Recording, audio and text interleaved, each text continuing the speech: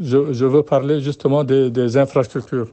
Les infrastructures dans notre pays sont des infrastructures qui sont défaillantes.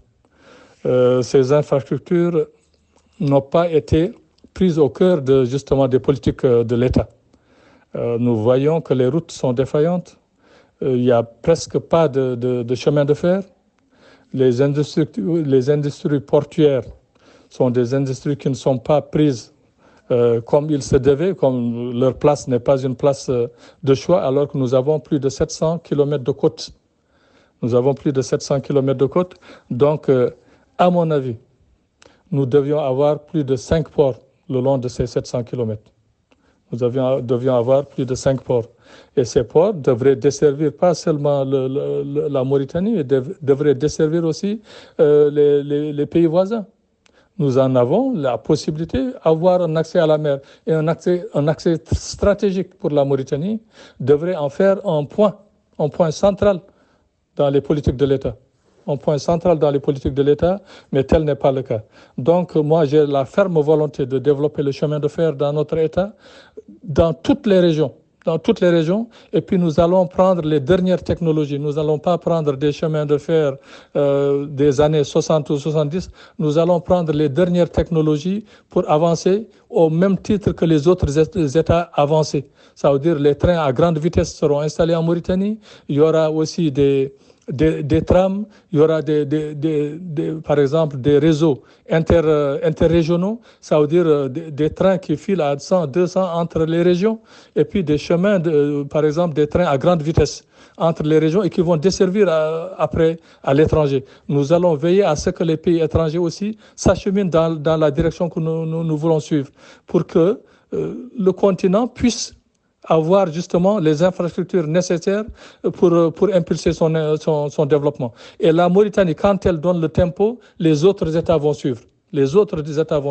Donc la Mauritanie doit être au centre justement de cette politique africaine de développement des infrastructures.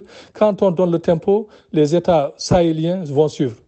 Nous allons en faire justement des États amis, des États avec lesquels nous nous comprenons, parce que c'est dans l'intérêt de la Mauritanie, c'est dans l'intérêt de notre nation, parce que nous voulons avoir une zone sécurisée. À part ça, pour les infrastructures, nous allons faire des autoroutes dans toutes les régions. Toutes les régions, il y aura des autoroutes. Il faudra que les Mauritaniens puissent se déplacer convenablement sans, par exemple, avoir peur d'être en retard quelque part. Quand les rendez-vous sont pris, ils seront respectés.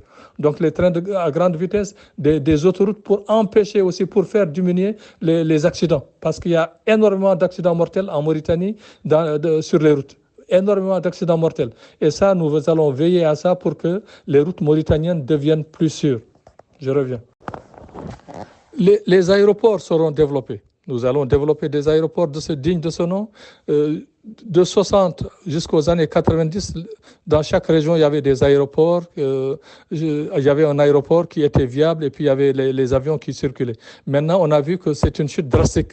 Donc, les aéroports dans les régions et dans les grandes villes qui ne sont pas des villes régionales seront développés parce que nous avons besoin d'un transport aérien viable. Et nous allons Nouakchott et Nouadhibou ne seront plus seulement les points focaux, mais d'autres régions, par exemple, dans les Hauts, il y aura des aéroports internationaux qui vont desservir, par exemple, l'Est africain. Et puis pour l'Afrique subsaharienne, par exemple, en allant du Sénégal jusqu'au Ghana, ce sera développé dans le Guidimaca, par exemple, ou bien dans le Gorgol. Ça, il faudra qu'il y ait une décentralisation, qu'il y ait des aéroports internationaux, que les gens puissent atterrir quand ils veulent et où ils veulent en Mauritanie sans se creuser la tête. Ça, c'est faisable. Nous en avons les capacités, nous en avons les moyens, nous en avons l'ambition et on le réalisera. Les villes régionales seront responsabilisées.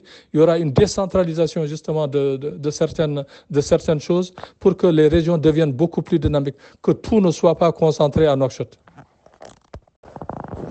Quand on parle des infrastructures, on ne peut pas ne pas parler des infrastructures hospitalières.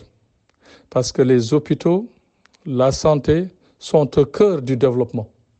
La santé est au cœur du développement. Sans santé, l'État ou bien la nation n'est pas viable. Donc des infrastructures hospitalières seront correctement dotées. Dans chaque région, il y aura des infrastructures hospitalières correctes, avec le matériel, avec les appareils dernier cri, avec des médecins qui subviennent, par exemple, des médecins spécialisés dans tous les domaines. S'il n'y en a pas de formés en Mauritanie, nous les ferons venir de l'étranger. Nous pouvons les faire venir des pays voisins. Il y a l'Algérie qui en regorge, il y a le Maroc qui en regorge, il y a le Sénégal qui en regorge. Nos pays voisins pourront nous donner un apport sur justement cet appui. Parce que dans certains domaines, effectivement, beaucoup de Mauritaniens ne sont pas encore formés. Donc il faudra aussi justement amplifier la formation des médecins mauritaniens par une médecine mauritanienne, une médecine, ça veut dire une médecine, des écoles de médecine en Mauritanie, mais des écoles performantes, des universités performantes avec une formation très pointue. Très pointue. Nous allons veiller à ça pour que les Mauritaniens puissent se soigner correctement. C'est pas normal qu'il y ait un État. Moi, je ne l'accepte pas pour toute l'Afrique. C'est le seul continent où quand leur chef, leur ministre, leur chef d'État, leur gouverneur ou autres sont malades, ils partent à l'étranger pour se soigner, mais la population locale se soigne sur place, meurt sur place. Donc tous les Mauritaniens se soigneront chez eux. Tous les Mauritaniens, en partant du président jusqu'au gardien, jusqu'au pêcheur, jusqu'à l'agriculteur, jusqu'à l'enseignant, tous les Mauritaniens, jusqu'au vendeur de charbon, tout le monde va se soigner chez soi, correctement. Il y aura une mutuelle pour tous les Mauritaniens et la santé sera gratuite pour tous les Mauritaniens et Mauritaniennes. Ce n'est pas normal qu'il y ait des Mauritaniens qui ne puissent pas se soigner, meurent chez eux par manque de soins.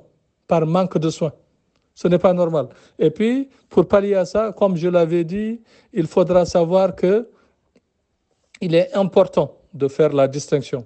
Ça veut dire que beaucoup de médecins à l'heure actuelle sont dans le privé et dans le public, cause pour laquelle le public est défaillant. Quand un médecin te dit « vas-y me trouver dans ma clinique », pour payer plus cher, c'est pas normal. Donc, on dira aux médecins de choisir. Le secteur privé va exister, mais il faut choisir. Est-ce que vous voulez rester dans le public ou dans le privé? Si vous voulez rester dans le privé, donc vous ne serez plus au public. Parce que nous voulons soigner notre population dignement, correctement, avec tous les moyens qu'il faut. Ça, il faudra que ce soit ancré dans la tête des gens pour que tous les Mauritaniens et toutes les Mauritaniennes se soignent correctement. Ce n'est pas normal que des populations ne puissent pas subvenir à leurs besoins de soins. Des personnes meurent chez elles par manque de soins, parce qu'elles n'ont pas les moyens. Les hôpitaux seront installés, comme je l'ai dit, un peu partout dans le pays. Et aucun Mauritanien, aucune Mauritanienne n'aura à acheter ces médicaments. Une industrie pharmaceutique sera créée ici en Mauritanie. Une industrie performante, pharmaceutique. Si nous n'avons pas les capacités, nous allons acheter des brevets, mais les médicaments seront produits en Mauritanie. Parce que beaucoup de médicaments qui viennent en Mauritanie sont des médicaments frelatés ou bien des médicaments périmés. Et la santé, on va veiller sur cette santé. Pourquoi? Parce que beaucoup de produits que mangent les Mauritaniens maintenant, que ce soit la viande ou le poisson, on y rajoute du formol. Cause pour laquelle les cancers explosent en Mauritanie. Oui, les cancers explosent en Mauritanie. Le diabète explose en Mauritanie. Parce qu'il n'y a pas de politique sanitaire. On ne donne aucune indication à nos populations. Nos populations ne font que consommer du sucre à longueur de journée. Les diabètes explosent. Les Mauritaniens meurent de diabète et de cancer. Et ça, c'est inacceptable. Nous allons veiller à essayer d'éviter le maximum possible ça, en donnant des cours à la radio, à la télévision, comment s'alimenter. Avec une alimentation saine, des produits qui viennent de l'étranger, qui sont périmés pendant 2 ans, qui sont vendus dans les boutiques, que ce soit des biscuits, que ce soit des boissons, des boissons. Hein? Et puis tout est frelaté, tout est périmé. Et ça, ce n'est pas normal pour un État. Ce n'est pas acceptable. Cause pour laquelle les maladies explosent ici en Mauritanie. Les gens ne font que mourir alors qu'elles devaient vivre 75, 80, 90 ans. Mais à l'âge de 50 ans, c'est fini. Ils s'effacent. Ils s'effacent carrément. Et ça, il faudra que l'État n'a pas fait ce qu'il fallait. Nous veillerons à ça pour que tout ça soit réellement pris en charge par l'État et puis dignement. L'État va jouer pleinement son rôle. Quand on parle de Mauritanie, notre pays, on parle de ressources naturelles, on parle de mines, de gaz, de pétrole. Effectivement, la Mauritanie, c'est un scandale géologique. J'ai l'habitude de le dire à l'international, la Mauritanie, c'est un scandale géologique. Notre pays, c'est le pays le plus doté de la sous-région. Le plus doté de la sous-région. Ça, je vous le dis, nos géologues le savent, certains experts internationaux le savent. Voilà, donc ça, il faudra que les Mauritaniens le savent. Donc là où il y a plein de ressources, il faudra faire attention. Il faut faire attention, cause pour laquelle j'avais parlé de justice, d'égalité, de droit.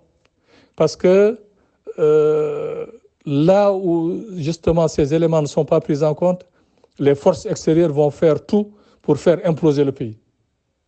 Et nous avons besoin d'un pays fiable, d'un pays périn, et puis d'un pays qui va justement se répandre ou bien qui va s'étendre par ses capacités industrielles, par ses capacités intellectuelles, par ses capacités culturelles.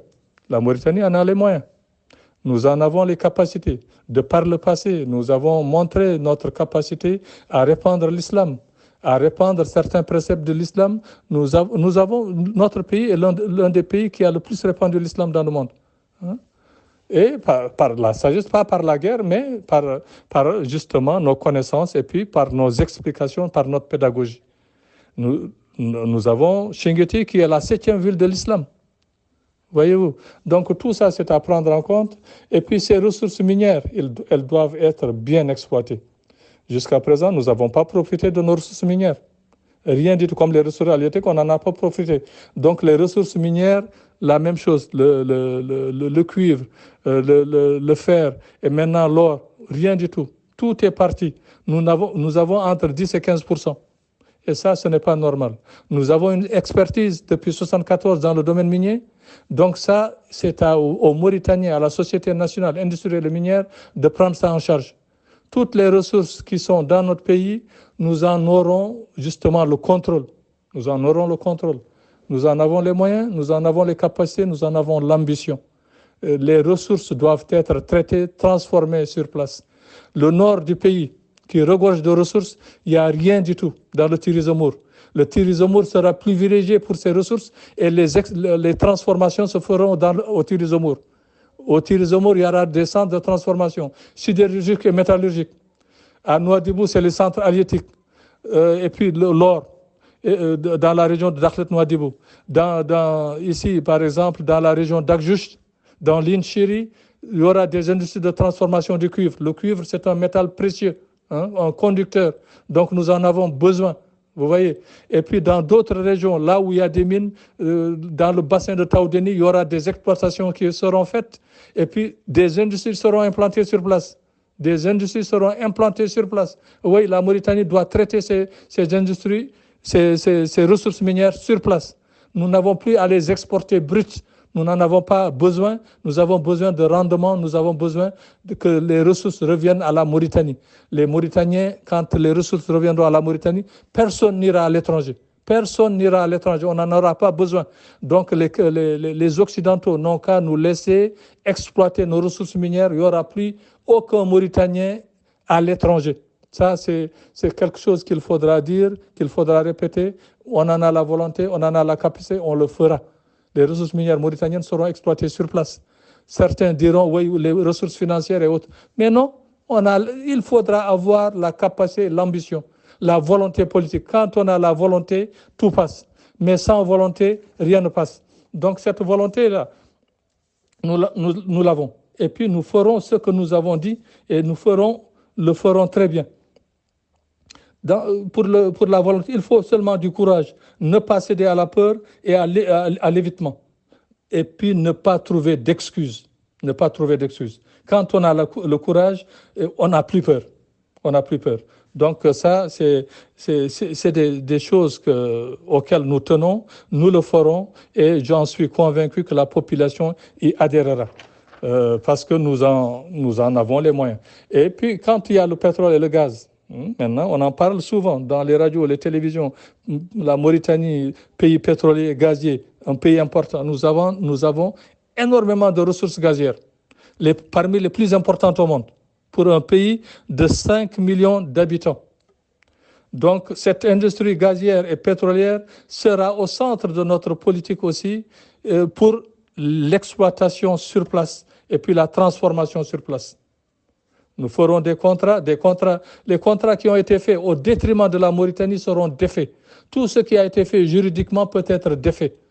Voilà, donc ça, il faudra que les Mauritaniens se sentent engagés dans ça pour qu'ils vivent correctement pour leur pays et puis par leurs ressources naturelles, parce que ce sont des ressources qui appartiennent à la Mauritanie. Donc, ça, on va veiller à ça. Les ressources minières, les ressources gazières, pétrolières, halieutiques, pastorales et agricoles seront au centre de notre politique économique. Voyez-vous, dans tout ce qui existe concernant les mines, le pétrole et le gaz, nous avons des contrats qui sont en notre défaveur. En notre défaveur, et ce que nous récoltons dans ces contrats, ce n'est même pas le 10e de ce que nous devions avoir. Quand on nous parle de certains milliards d'ouguiya ou de francs CFA ou autres, c'est que dalle. C'est rien du tout par rapport à ce que gagnent les multinationales. Ma vision dans ces choses, c'est que quand on exploite des choses dans son état, l'état dans lequel se trouvent les ressources minières devrait être majoritaire. Oui, devrait être majoritaire. Il faudra faire de bons contrats. Mais la majeure partie du temps, quand on vient signer chez nous, ailleurs en Afrique, on a des dessous de table. Des 2 millions, des 3 millions, des 5 millions, alors que les sociétés qui signent ces contrats, c'est des dizaines, des centaines de milliards qu'ils ont. Vous lésez votre pays pour un rien du tout, alors que avec ce que vous deviez avoir, ça aurait pu développer des pans entiers de l'économie de ce pays. Donc ça, il faudra pallier à ça. Et nos experts doivent être mis à contribution. Beaucoup de nos experts sont mis en marge quand les contrats doivent être signés. Quand on signe un contrat, il faudra amener vos experts. Les experts doivent être présents, qu'ils soient techniques et des experts juridiques et des experts économiques présents sur la table de négociation pour qu'ils défendent leur État, leur pays. Comme ça, vous verrez que les choses avanceront convenablement. Parce qu'on ne peut pas signer des contrats avec eux et puis quand ils repartent chez eux, ils nous crient dessus, vous êtes bon à rien, vous ne pouvez même pas exploiter vos mines, vous ne pouvez pas exploiter vos ressources, donc c'est nous qui venons le faire. Mais non, il faudra arrêter ce cycle infernal. Ce cycle infernal peut être arrêté définitivement. Il y a certains mêmes experts internationaux des pays qui vont dire qu'on va vous aider pour que vous ayez ce que vous devez avoir. Il y a beaucoup d'entre eux, qui disent que oui, c'est vos gouvernements qui sont à l'origine de ça. Ce n'est pas les multinationales, mais c'est vos gouvernements. Donc tout ce cycle infernal doit être arrêté net, catégoriquement et définitivement. Et là, on va nous regarder en respect.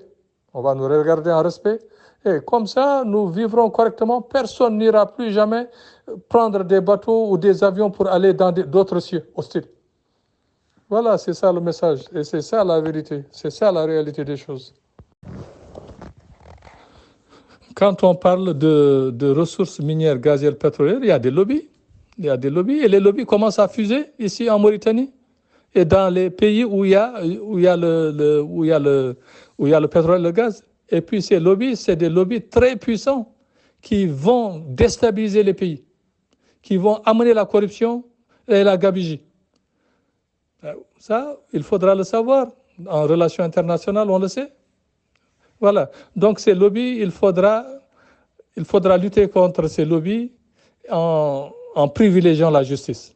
En privilégiant la justice, c'est vrai que c'est des multinationales qui viennent avec très gros moyens qui sont parfois beaucoup plus puissants que les États.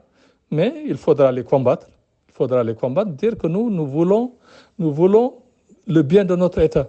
Et puis, il y a certains micro-États qui sont puissants, qui veulent déstabiliser.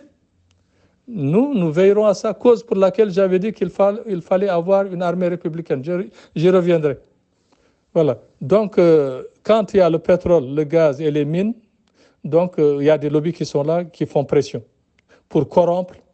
Quand on corrompt un administrateur, un haut cadre ou un ministre, on te donne 10 à 20 millions de dollars.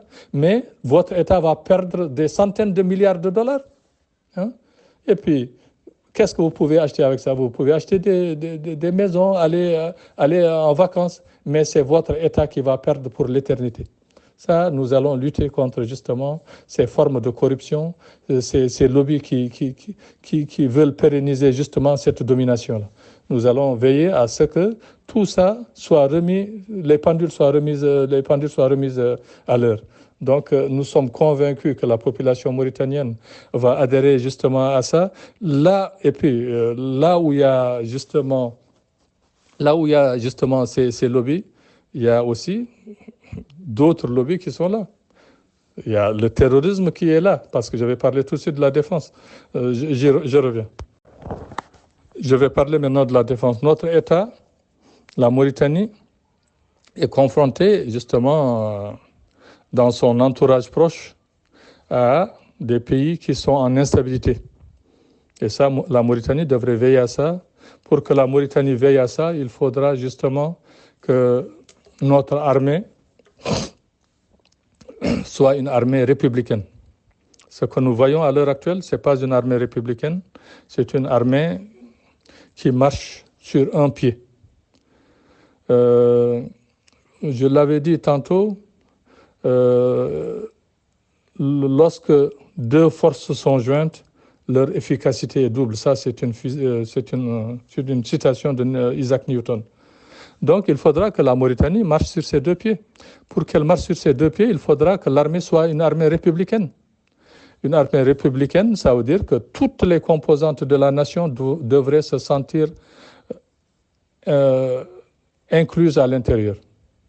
Mais tel n'est pas le cas. Quand on voit l'armée mauritanienne, c'est une armée d'une seule ethnie. Une seule ethnie, ça, c'est pas normal. À l'international, c'est connu. Il faudra que la Mauritanie, vaille que vaille, rapidement change cette donne. C'est dans l'intérêt de la Mauritanie, c'est dans l'intérêt des populations mauritaniennes, c'est dans l'intérêt de notre nation, pour pérenniser notre nation. Si une communauté est exclue dans l'armée, dans l'administration, dans le corps juridique, il faudra savoir qu'il y a anguille sous roche et c'est très, très dangereux pour cet État.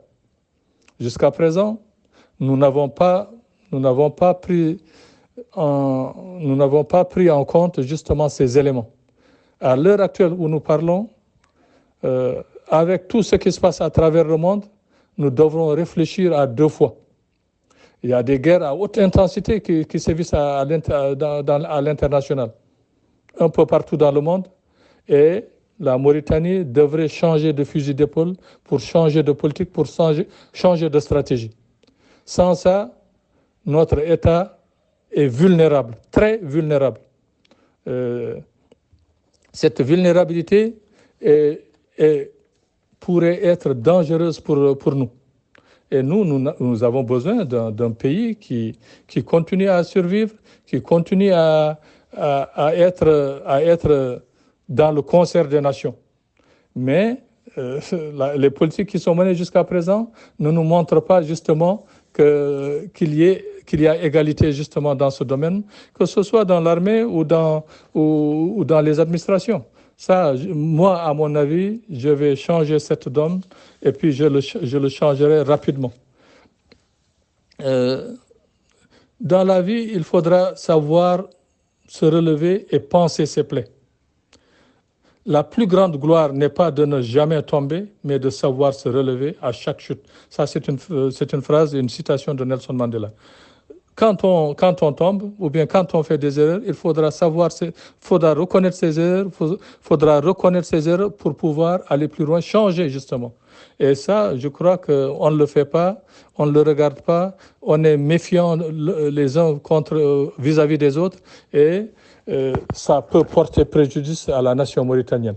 Ça peut porter préjudice, et ces préjudices pourront être très, très, très handicapants pour la Mauritanie. Très handicapant, je reviens. C'est vrai que dans la vie, comme le dit Albert Einstein, il est plus difficile de désagréger un préjugé qu'un atome. Il y a des préjugés entre les Mauritaniens et ces préjugés devraient être combattus fermement.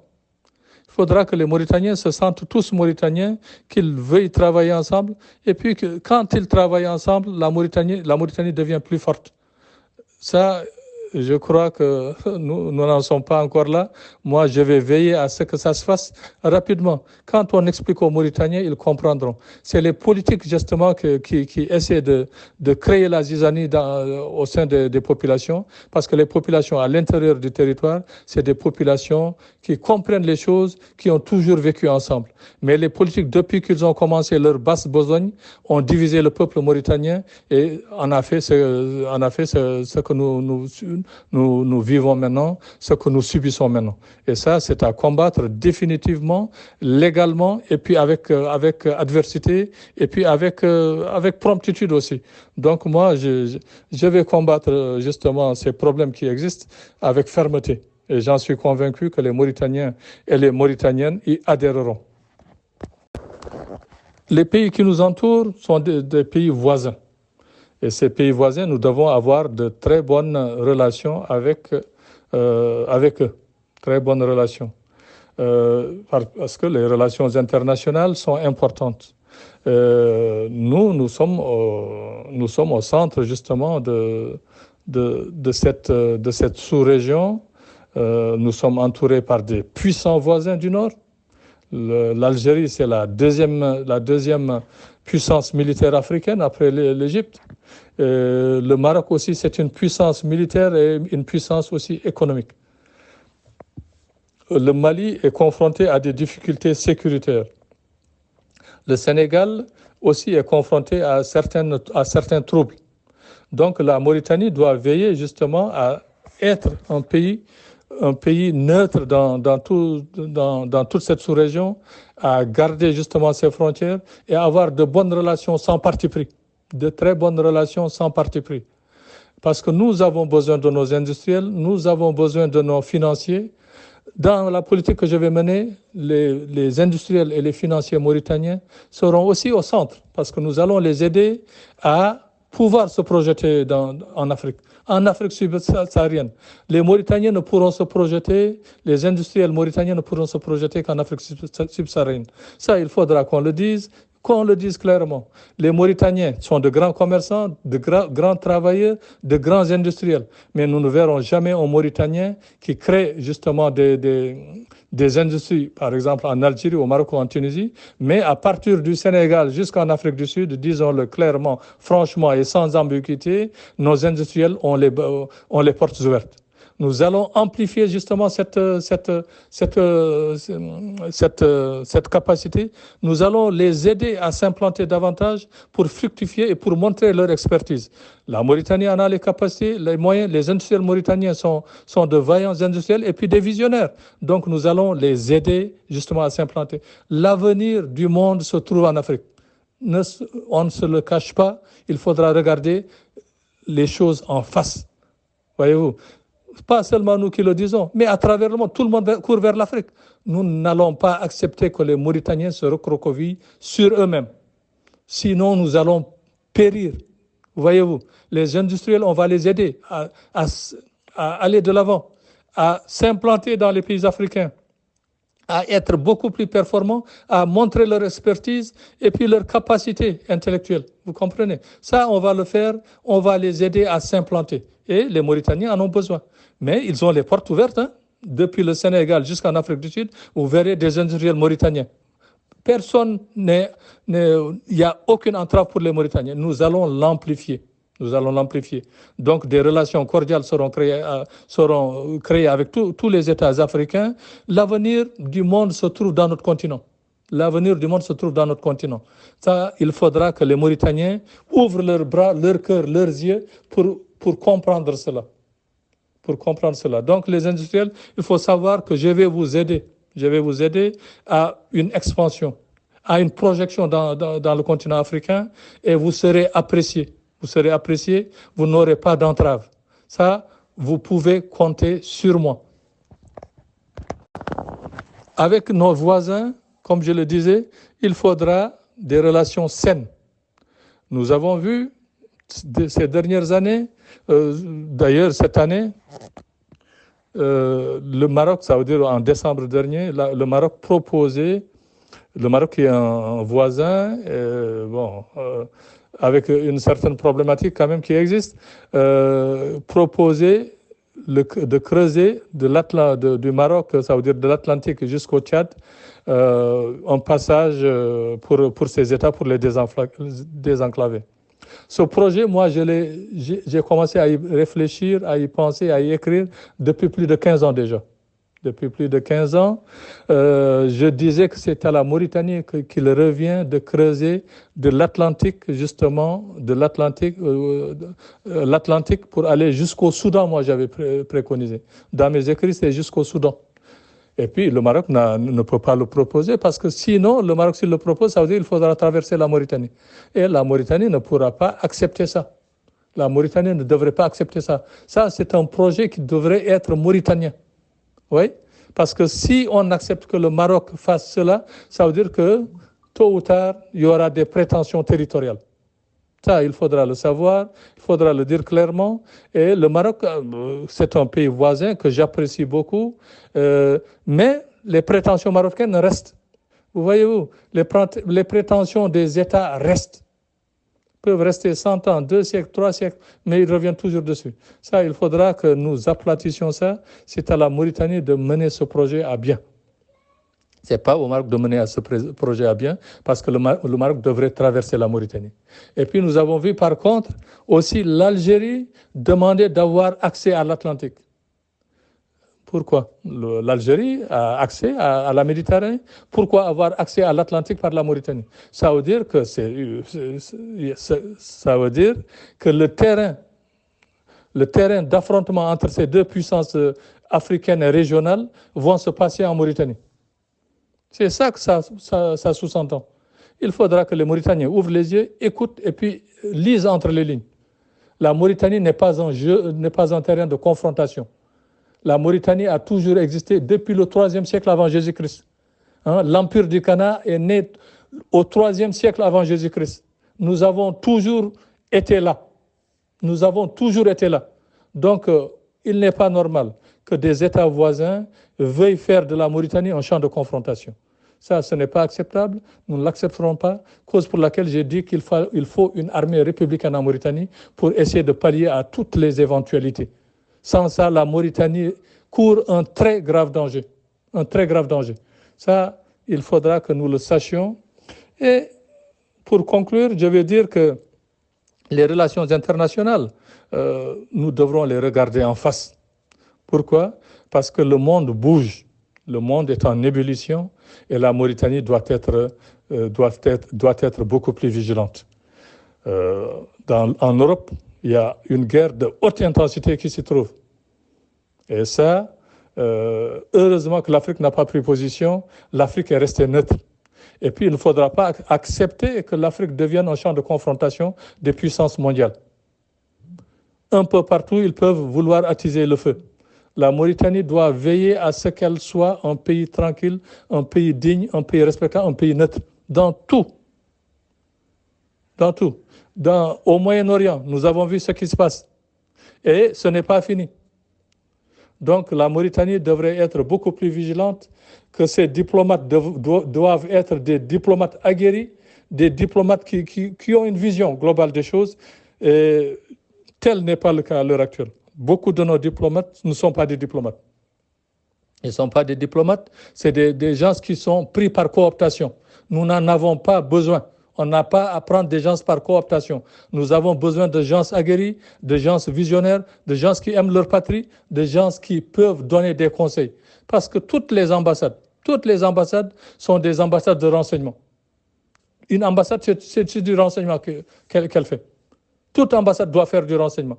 Mais si une ambassade ne fait pas du renseignement, ne donne pas les éléments qu'il faut à son gouvernement, à sa nation, ça veut dire que c'est une ambassade qui devrait être fermée. Donc nous devrons veiller à ça. Nous devrons savoir que la Mauritanie est confrontée à des difficultés. Ces difficultés devraient être relevées. Moi, je suis convaincu que les Mauritaniens, c'est ce qu'ils attendent. Donc, pour une perspective africaine, pour une perspective mauritanienne, pour une vision, pour un changement. Pour un changement. Et le changement, il doit s'opérer. Il doit s'opérer dans la tranquillité, dans l'entente, dans la quiétude. Et comme je l'ai toujours dit, moi, je suis déterminé et résolu à combattre justement les maux qui sévissent en Mauritanie, parce que la détermination, la volonté, c'est vouloir, exiger, ordonner, demander, entendre, prétendre, désirer, et approuver certaines choses et permettre. Donc moi, tous ces verbes réunis, moi, je les inclus dans mon vocabulaire pour en faire quelque chose de viable pour notre pays. Parce qu'il faudra se connaître. Hein? Connais-toi toi-même. Hein? Quand nous nous connaissons nous-mêmes, Mauritaniens et Mauritaniennes, nous irons beaucoup plus loin. Quand nous nous donnons la main, c'est pour former une nation unie, juste, égalitaire et prospère. Et la Mauritanie peut le faire et nous sommes convaincus que nous y parviendrons. Je vous remercie.